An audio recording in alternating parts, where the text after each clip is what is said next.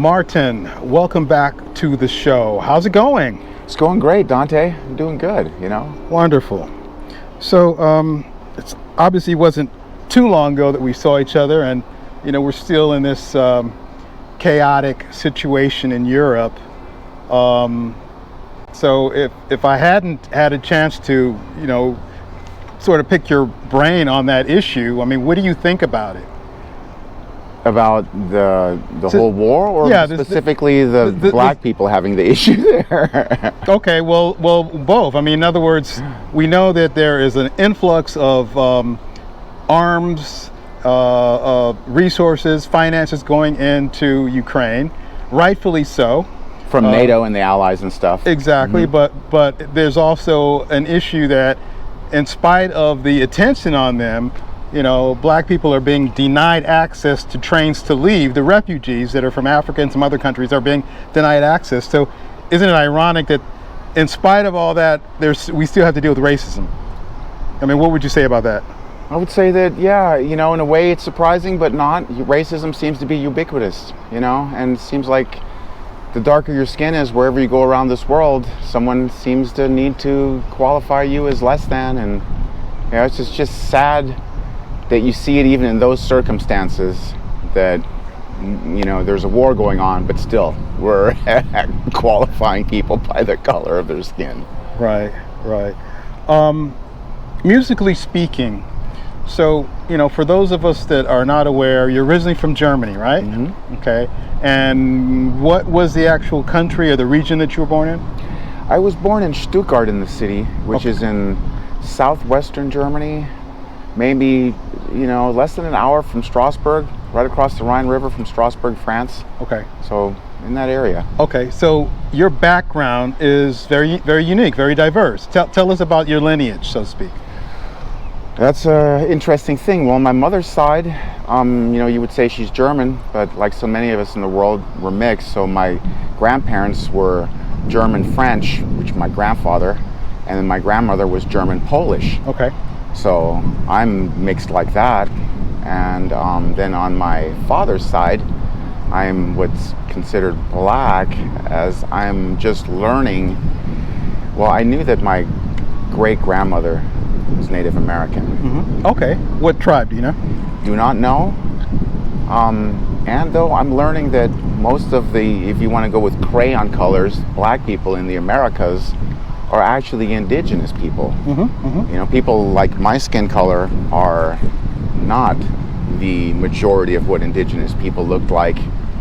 And if you're wondering where they are, the next time you see go back to the crayon color, a black person, look at them again. There's about a 80% chance that that's a Native American. Yeah. Yeah. So it's interesting how things are sort of interwoven, right? Fully. Interwoven. Sometimes we take that for granted. All the black Europeans too that came over, they were Columbus and all those guys. They were Sephardic Jews and Moors that escaped the Inquisition in Europe. And a lot of them went to other parts of Europe for a few hundred years, and then they ended up coming here as well. But that was what they were actually doing when they were coming here. This thing of them looking for the passage to India, that's not really what was going on, and you'll see that's coming out more. But as I talked to my mom, who's an 84-year-old German lady, and she's aware though of all the black Europeans. She wasn't quite as aware, but she's more aware than a lot of Americans, and that blacks were like nobility and royalty, and Roman Emperor Charles V was black, all this stuff. So, you might be black European mixed with black Native American, rather than African. Yeah. How would you say that mixture has affected your music? And you're typically known as a blues artist, but Mm-hmm. would you say that influences your choices musically by your lineage, or what would you say to that? I think so. But also, like, I listened to a lot of rock music when I was young, and then I went back when I was about 20. I discovered Jimi Hendrix, rediscovered him through Stevie Ray Vaughan, and I realized that's what my father had shown me. So I went back to that. But I listened to a lot of stuff, man. My dad listened to everything from like B.B. King to like Wes Montgomery to Osa Bisa to James Brown. I mean, he was super diverse in what you might find in his record collection. So I was, And then my mother's side, you know, singing Gothic Lutheran church songs, Oh, you wow. know, very stuff, which That's some cool stuff, though. That's some cool you stuff gotta in the be right headspace. context. The big pipe organ, you know, Yeah. freaking, you know, so. Yeah, I am blessed to have a pretty diverse background musically, and so I do things that are in and out of church, and so yeah, I do see the reference there to some classic church music. All that church stuff carries over, Dante, too. A lot of the early church stuff here, the black church stuff, if you look at it, was set up by Muslims, like even the Nation of Islam, their history, if you go back, and then the early Jewish, all the early temples all over the United States were set up by the Sephardic Jews, Okay. the black Jews. And even white Jews, they admit that, they know.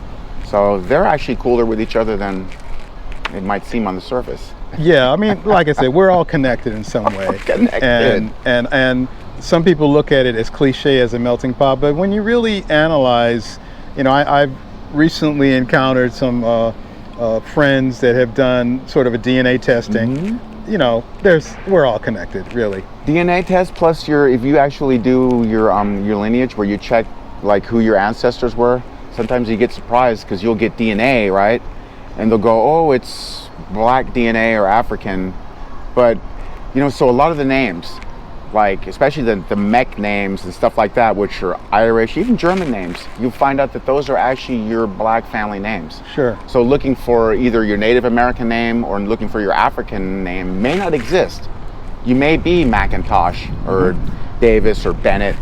It's pretty amazing what names were Sephardic Jew names that were sort of shifted over the years, that you find so many in America, and they came through in Latin ways. They also went to Scotland, and you can look into the history of the Black Irish, the Black Scots. There were so many black Europeans. You've heard the term Black Dutch. Yeah. Well, that was applied because the confusion between Dutch and Deutsch. Deutsch is German, but there were so many black Germans that in Texas and Oklahoma in the early days, they started calling them the Black Dutch. And then they started applying it to all the black Europeans because there were so many of them. Right. But it originally started because there were just so many black Germans. Once again, how long did you actually live in Europe? Almost 15 years. Okay. Like 14 years plus and change. What was it like for you as a mixed race young man and your experiences there? How were you treated? And I mean, we understand that it's affected your music to some extent, and let's definitely expound on that more, but how were you received, and what was different or what was not different about your experience from other people? Well, I would say that I had a pretty sheltered existence, fairly sheltered, because you live in the military environment. And if you want to, you can exist just fully in the military environment, which a lot of Americans do. They hardly interact with Germans. They go from all that stuff. For me, being half German, my mother's German, I have a whole German family, I'm fluent in German, I can read and write. I had an easier time in that society. I actually had more culture shock and adjustment coming to America, and in particular in California, than I did there. And I would say though, as far as the racial component, it's definitely there, and I think I would have felt more of it had I not been protected by the big green machine, which is the Army. Okay. And you're a protected status over there, especially 40 years ago. And my level rank, Germans didn't want to mess with you.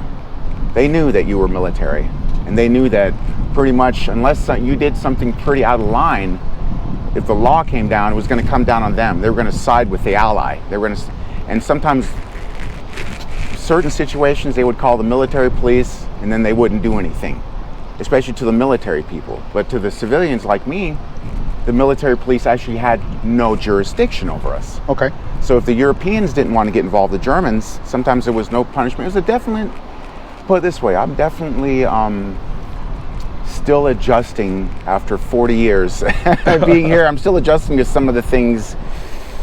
Well, you know, in 2020, I was driving home from doing some work, very tired. I was working with my hands, Dante.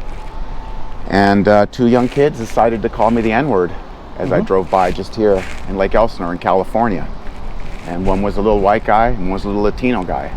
So that's how far we've come. And, you know, I've never really experienced that in Europe, but I think it happens as well. I think that they were just more scared of the whole military aspect. You know, they're like, we don't want to get come down on. You know, so. It's an interesting dynamic when you talk about the contrast of how that's viewed in Europe and here, and perhaps because the history is very different, it's to some extent a greater evolution. In other words, they've evolved a lot faster on one level. But on the subject of Germany, you recently did a project, and you may be still working on it. You did a single, or are you working on an EP? But what is the name of that? And we understand that you've got Marco Minnemann, who has been, I guess, signed up to do the percussion area, and maybe a little bit more. Tell us a little bit about that project and how it's coming along. Yeah, it's a good segue to Germany and that whole project and Marco Minnemann. The name of the EP at this point is titled Thin Ice. Why is it? Why that? Because I feel like I'm skating on thin ice. Okay. I actually wrote that. It was one of the newer tunes. It's actually only 5 songs at this point that I have completed. And I was going to go with another title, which is a song I wrote like 20 years ago called Paying These Dues. Okay. And it's funny, when I wrote it, somehow when I used to sing that song, I didn't feel like I had paid enough of the dues as a 35-year-old blues guy singing about having paid these dues. But 20 years later, that resonates more with me. Thin ice is just how I feel as an artist, that, you know, I'm on thin ice, man. Okay. It's serious, things are intense. Okay, so you know. So we know Marco played on it. Did he actually produce it, or did you co-produce it together, or how are the credits sort of falling? Well, I would say with Marco, what he did was he helped teach me how to home record. Okay. He helped me how to do all the production stuff, run some software, recording concepts. I was actually pretty thrilled. He gave me an 8-page virtual document that he actually sent out to his bandmates, Brian Beller and Guthrie Govan from the Aristocrats, to show them how to record. And I'm like, oh, so, and that was pretty, you know, eye-opening, and it was a lot of work. Marco also played drums on all 5 tracks. He played guitar on 2 of the tracks as well, and percussion and stuff too. Now, did he track the drums in his studio or in yours, or did you just kind of like do a little internet sort of swapping? Yeah, he tracked everything in his studio. Okay. You know, I played to a click and then sent him everything, and then he played to it. And then I wish I would have taken his advice the first time. which was what? To re-record everything, because you're going to have to. And I looked at it and thought, no, I can adjust things and double track. And after about a year of doing that, I realized I had a pile of junk and had to start over. So it's taken me about 3 years to do 5 songs from scratch. So let me ask you this.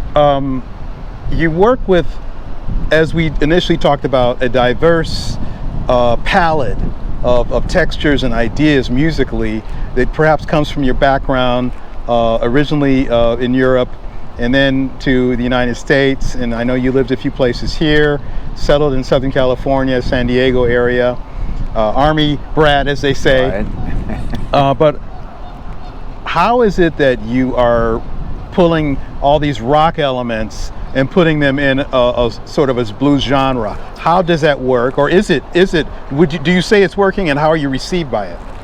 I think it's working because rock is, you know, blues is the root, right? Even the jazz guys say it. Blues is the root, jazz is a tree that grew out of it. And so to me, the rock is a natural, like, you know, I worked with Ike Turner, and he's the first rock and roll guitarist on the first rock and roll recording. So being a kid and growing up and being a rocker, and then hearing Stevie Ray Vaughan doing Voodoo Child at age 20 and being struck by lightning and going, that's not Jimi Hendrix, but it's the best damn thing to Jimi Hendrix I've ever heard. I had to find out who that guy was. Okay. And so from age 20, I started really blending all the rock and the blues, just because I saw like guys like, you know, Stevie Ray Vaughan, even Jimi Hendrix, Johnny Winter, big rock blues guy, and then a guy who I was already familiar with Thin Lizzy, one of my favorite guitar players, Gary Moore. He's a big rock blues guy, and I just blend it because I love the freedom of the blues, but I also like the intensity and the firepower. There's nothing like watching Gary Moore play blues through 2 half stacks of Marshalls. You know, it's a little bit different. So that's, you know. How close is your version of blues to, let's say, rock and roll per se? In other words, would you consider yourself a rock star? Well, I mean, I consider myself a rock star if someone considers me a star. I'm a rock star, but not because I play rock music or that the music is rock blues, you know, as I like to call it, which is, you know, there's a great interview on Gary Moore out there playing at the Hammersmith with Albert King and Albert Collins. And Albert King and Albert Collins are backstage talking about Gary Moore's sound, about how he's mixing the rock and the blues. Particularly Albert Collins is opining about that, and, you know, how he's blending the two. And I like that, you know, it's a little bit more intensity, especially as a guitar player. You know, we're always a little bit greedy. You got to be on 11 like Spinal Tap, and what better place to be on 11 than the freedom of the blues, you know, with a rock edge. Because, you know, I work with some blues vocalists, whether they're female or male, and you can go through, I don't want to put anyone on the spot, but some of those, I can remember listening to the track and listening and liking the track and listening, going, okay, I mean, when's the solo coming? No sax solo, no keyboard solo, no harmonica solo, it's all vocals, and you better stay back there and keep quiet. So being the other end of that blues, where it's like a lot of blues, we're a little bit greedy sometimes. We write songs that are vehicles for guitar playing. Yeah. And some of the other stuff is just a little bit of wallpaper. We're gonna throw in a few vocals, we're throwing a little hook, whatever, but mainly this is a track for me to get greedy and go to 11 and have some fun. Gotcha. Let me ask you this, and I'm gonna, I guess, contrast that to an experience that happened to me very recently. I did a show for New Year's Eve. Great venue, you know, green room, you know, everything you would want as an artist. Took very well care of the artist and my crew that was with me. But for some reason, a woman stormed in my dressing room, like our green room, and I was there with my vocalist. We were there. Had just gotten dressed, and all of a sudden this woman storms in. I'm thinking of the venue, and just ended up being a groupie. So we get her out, and, you know, that was the end of it. We make sure the door was locked, you know, before we went on stage for New Year's Eve. But tell us an odd experience in your time on the stage, touring and whatnot. Something that stands out that's kind of like that, a little bit weird. Oh my, okay. Well, some of this you might have to, I don't know. How rated are we? Are we R-rated today, or just? Well, okay. I mean, you can just say what you have to say, but just in, you know, in general terms. Yeah, you see so many things, you know, that, God, there's almost a blend, and some of it's a horror show and just strangeness, whether it's intoxicated people falling over on the bandstand. I've seen cats just fall off, one of my buddies off the side of the stage once, or God, I think one of the craziest things was, and I think I missed most of it, was one of the local clubs in San Diego. Some young lady in the front row of the club put one leg up on the stage and had one leg on the dance floor, and I guess the music was working so good and all the other elements, and, you know, that she decided it would be a good idea to pleasure herself right in front of the band. Wow. Unfortunately, I was jamming so hard that I only saw that it looks like she's putting her leg up, playing, and then I missed everything. That sounds similar to recently there's this group that's sort of blowing up called Against Brass, where the lead singer sort of urinates on an audience member. Is this so similar to that? Oh no. That's crazy. That's crazy. Yeah, luckily she didn't urinate, but yeah, you see all kinds of stuff too, you know. I mean, I guess mainly I would say that everyone's having a good time as long as there's no harm, no foul. As long as everybody gets out safe and gets out alive. You know. Right. I mean, what would you say about this current generation of music? And also, let me also say that we know that you've done previous projects where you sort of were in the hip hop idiom. Mm-hmm. Okay, so you understand about how things sort of are blended together. But what would you say about this current generation of musician, regardless of the genre? Well, I think that there's different skill sets, and you know, depending on if you're a rock player, you're still probably having to learn an instrument, or you know, a jazz or a blues person, where the hip hop genre, it's a lot of electronica, and you have emo and electronica type music as well. I like it. I like the artists that are coming up. I like the creativity. You know, one thing I always do, and it's probably just because I'm an old school analog dinosaur, I like blending this stuff. Okay. Like my favorite, like new music, and especially hip hop, is when I see an artist that's big enough and has been around and has maybe a little bit more money, is when they play the same stuff, maybe even a previous recording, but they do it live with a live band. Yeah. Then they have the cool hip hop music with the live band and the rapper and stuff, and I really like that. Rock and rap hybrid. Rock and rap hybrid, even just soul, or just, you know, it doesn't even have to be, you know, super intense guitar, but you know, we like, if it's a Jay-Z thing, but he's coming out and he's actually doing it with a live band instead of it's canned, or, you know, because I'm afraid that that's killing some of the live music, and not to get too way down to the rabbit hole, but you know, they took live music out of the schools Right. a while ago, and Right. I wonder why they do that. They know it's a left brain, right brain thing if they want our kids to learn, which I don't think they want our kids to learn. I think that's why they took the music out.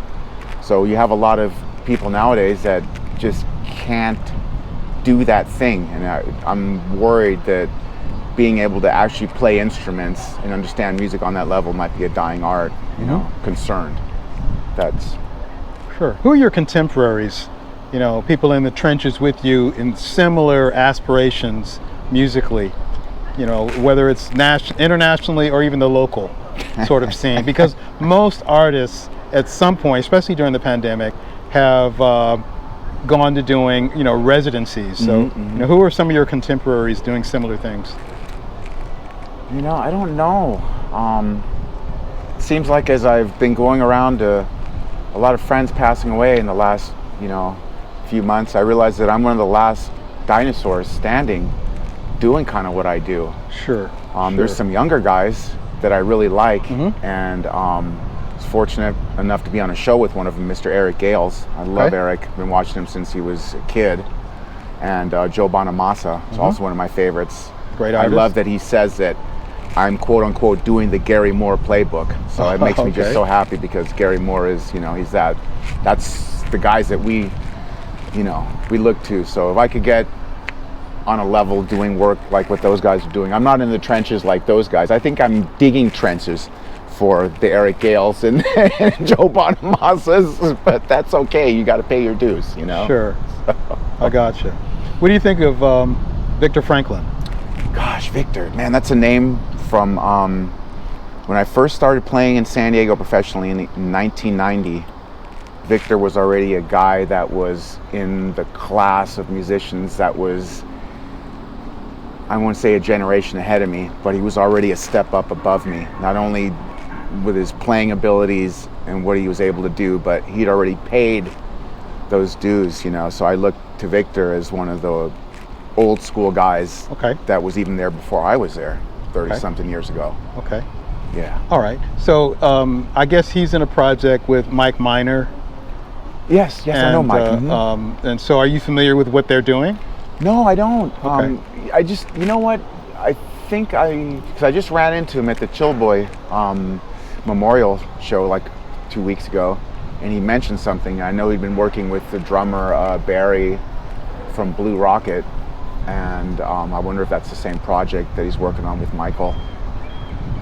I played with Michael. I've worked with him over the years. Okay. We played together with Sugar Ray and did stuff, and him and Ray were in Urban Gypsies together, and you know, all kinds of...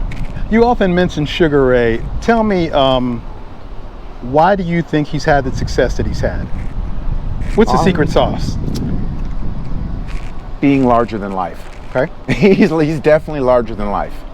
He's like my height, almost, like 6'3"-ish, but he's twice the guy I am. And he's like, You know, a lot of people, Dante, some people they make you so comfortable, so approachable, you know. He's like that. People they just want to hug him and love him and eat him up, and well-deserved. Okay. Awesome.